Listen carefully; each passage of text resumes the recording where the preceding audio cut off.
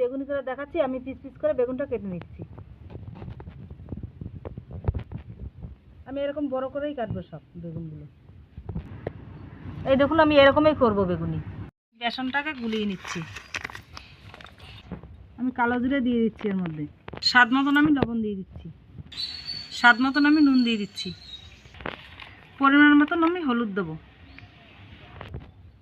স্বাদ মতন আমি ঝাল দিয়ে দিচ্ছি। আমি এখন ভালো করে মিক্স করে নেব। ভালো করে আমি এখন এরকম করে ফেটিয়ে নিচ্ছি। কড়াই গরম হয়ে গেছে, এখন আমি তেল গরম করে নিচ্ছি। এই দেখুন আমি বেগুন আমি এবার বেসনে চুবিয়ে নিচ্ছি। এই দেখুন আমি এইভাবে মাখিয়ে নিয়েছি, আর তেলও গরম হয়ে গেছে। তেলের ভিতরে আমি দিয়ে দিচ্ছি। দেখুন কত সুন্দর লাগছে দেখতে। এই দেখুন কত সুন্দর হয়েছে। আমি এখন বেগুনটাকে উল্টিয়ে দিচ্ছি।